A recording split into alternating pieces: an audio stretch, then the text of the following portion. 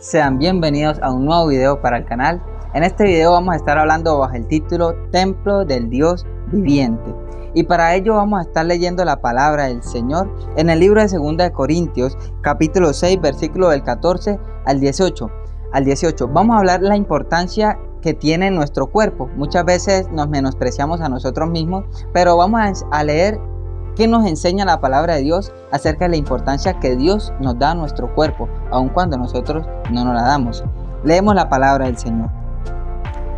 No os unáis en yugo desigual con los incrédulos, porque ¿qué compañerismo tiene la justicia con la injusticia? ¿Y qué comunión la luz con las tinieblas? ¿Y qué concordia Cristo con Belial? ¿O qué parte el creyente con el incrédulo? ¿Y qué acuerdo hay entre el templo de Dios y los ídolos? Porque vosotros sois el templo del Dios viviente. Como Dios dijo, habitaré y andaré entre ellos, y seré su Dios, y ellos serán mi pueblo. Por lo cual, salid en medio de ellos, y apartaos, dice el Señor, y no toquéis lo inmundo, y yo os recibiré. Y seré para vosotros por padre, y vosotros me seréis hijos e hijas, dice el Señor Todopoderoso. Y este versículo de la palabra, este video empieza diciendo lo siguiente. Dice en la escritura, no os unáis en yugo desigual con los incrédulos. Si tú eres una persona creyente de Dios, un hombre, una mujer que cree en Dios, que ha decidido ir por los caminos de Dios, esta palabra empieza diciendo por ahí empieza. No os unáis en yugo desigual, porque tu cuerpo es templo de Dios. ¿Y qué tiene que ver las tinieblas con la luz? ¿Qué tiene en común lo bueno con lo malo? ¿O qué tienen en común la incredulidad, la duda con la fe? ¿Tu fe tiene algo en común o algo que unirse con la incredulidad o la duda de otra persona? No, ¿cierto? Para Dios somos un templo, este cuerpo es un templo donde Él habita, donde Él mora, si nosotros le abrimos la puerta, la entrada, porque Él es un caballero. Y para que nosotros le podamos abrir la puerta, debemos mantener este templo de una manera, de una forma que a Dios le agrade. Y entre esas es no unirnos en yugo desigual. Y esto es más común de lo que parece. Muchos saben esto. Hay muchos predicadores, muchos siervos de Dios que predican, pastores, profetas, líderes, evangelistas que predican esta palabra y se han unido en yugo desigual y ellos no lo saben. Se han unido en yugo desigual y ellos no lo saben, porque lastimosamente por ahí anda un espíritu que se llama el espíritu de Jezabel, que influencia tanto en los hombres o en las mujeres.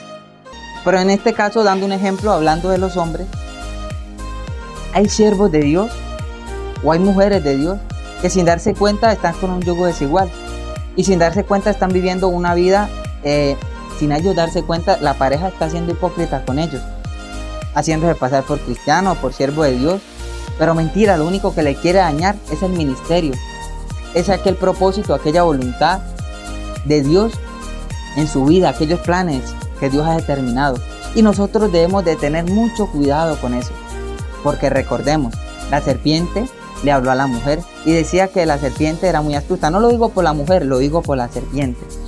Era el animal más astuto. El enemigo es muy astuto. Es muy astuto y de una u otra forma nos podemos saber las escrituras, pero se le ingenia de una u otra manera para interponerse en aquel hombre o mujer que decide creer en Dios. Y una de esas formas y una de esas maneras que él engaña es de esta manera, trayendo esto que es el yugo desigual. Vamos a profundizar en ello para ver más cómo cuidar nuestro templo. Tengamos muy presente esto, lo hablo y profundizo porque es algo muy delicado. Sigamos leyendo. Porque ¿qué compañerismo tiene la justicia con la injusticia? ¿O qué comunión la luz con las tinieblas? La justicia con la injusticia.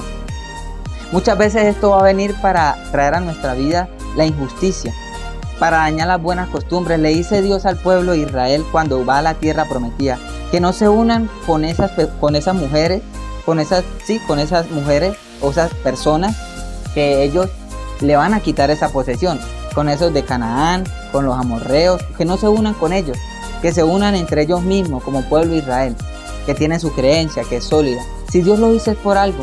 Hay una gran sabiduría allí. Y Dios le advierte eso al pueblo de Israel, que no se una con esa gente porque ellos tienen malas costumbres, practican la injusticia y a causa de esa injusticia y a causa de esa maldad se han corrompido, se corrompieron, y por eso es que Dios les arrebató, les quitó esa tierra a los de Canaán y se la dio al pueblo de Israel. Sí, esa tierra donde habían gigantes, sí, esa tierra a la que fluye leche y miel, esa misma tierra donde Moisés no pudo entrar porque falló, pero Dios le permitió verla desde el monte Pisga. La gloria y la honra es para Dios. Entonces, Dios le dice al pueblo de Israel que no se unan. Es por ello, y aquí habla de la injusticia. Y hay muchas costumbres, hay muchas malas costumbres, y no solamente eso, sino profundizando más para estos tiempos. Dice que en el final de los tiempos, en el final de los días, cuando Cristo venga, que estamos cerca de la venida de Cristo, la maldad se aumentará a tal punto, y el enemigo ha trabajado demasiado y ha avanzado mucho aquello de influenciar acerca de las iglesias. Aún incluso el hecho de que yo me una con una hermana que tiene una falda, que predica en el altar, que habla bonito, no quiere decir que esa sea una sierva de Dios o que sea un yugo igual. Porque la Biblia nos habla de un yugo desigual. Entonces, digamos que el unirnos bien sería un yugo igual, ¿no? Entonces, no porque una persona cargue una Biblia debajo del hombro, no porque una mujer, en el caso de nosotros los hombres, tenga una falda larga, se vista bonito, huela bien, vaya todos los días a culto, no quiere decir que sea una mujer o una sierva de Dios. Debemos discernir. Y este video está diseñado para eso, porque este cuerpo, que es el templo de Dios, debemos cuidarlo, y para saberlo cuidar debemos discernir. Debemos discernir qué es lo bueno y qué es lo malo. Profundicemos un poco más en este tema, en este asunto. ¿Y qué concordia Cristo con Belial? ¿O qué parte el creyente con el incrédulo? ¿Y qué acuerdo hay entre el templo de Dios y los ídolos?